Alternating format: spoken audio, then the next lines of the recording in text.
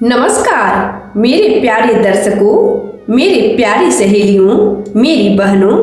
अनकही दास्तान के इस अपनेपन भरे कोनों में आप सभी का हृदय से स्वागत है। आज मैं आपसे एक कहानी सुनाने नहीं आई हूँ, बल्कि मैं चाहती हूँ कि आज हम और आप आमने सामने बैठकर जी भर कर बातें करें। क्या आपको भी कभी ऐसा महसूस हुआ है कि इस भरे पूरे संसार में शोर शराबे वाले परिवार में रहते हुए भी आप भीतर से कहीं बहुत अकेली रह गई है? हम स्त्रियां पूरे घर का दिया तो जलाती हैं, पर कभी कभी हमारे अपने भीतर ही अंधेरा रह जाता है। क्या आपकी आंखों ने भी कभी चुपचाप तकिए को भिगोया है और सुबह मुस्कुराकर सबको चाय पिलाई है? अगर हाँ, तो आज की ये बातें सिर्फ और सिर्फ आपके लिए है।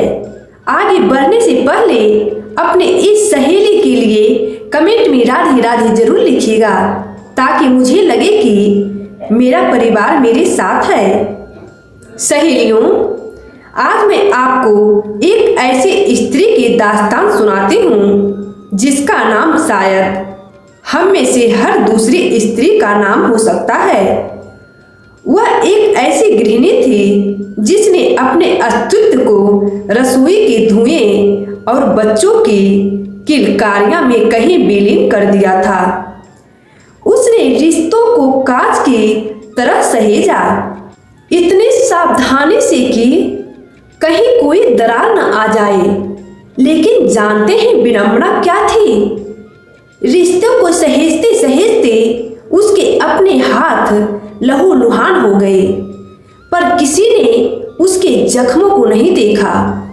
वह स्त्री सुबह 4 बजे उठती थी, घर की सफाई, सबका नाश्ता, बच्चों की पढ़ाई, बड़ों की सेवा, और इन सब के बीच वह खुद को भूल गई।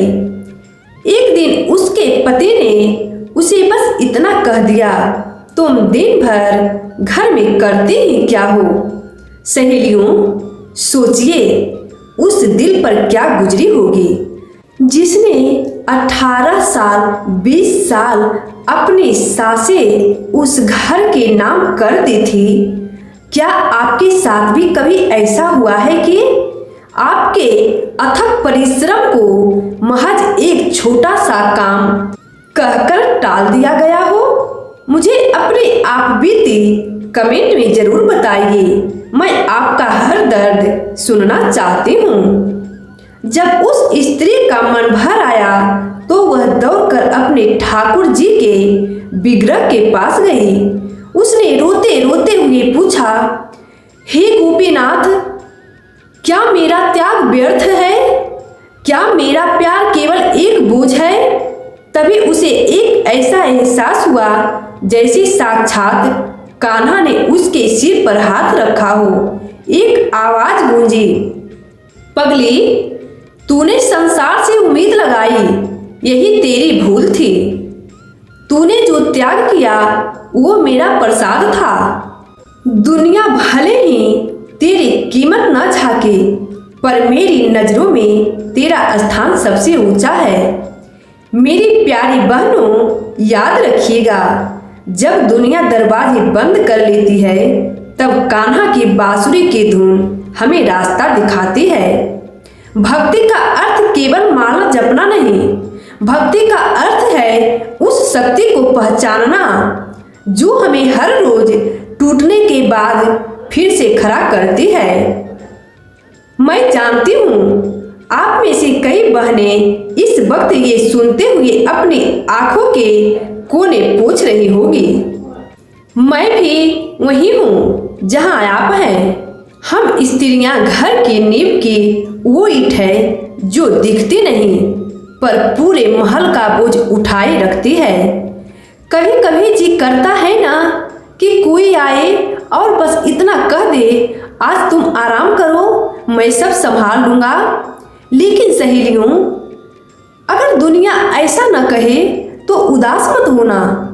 दुख को आईने में देखिए और कहिए मैं अनमोल हूँ, क्योंकि मैं कान्हा की लाडली हूँ।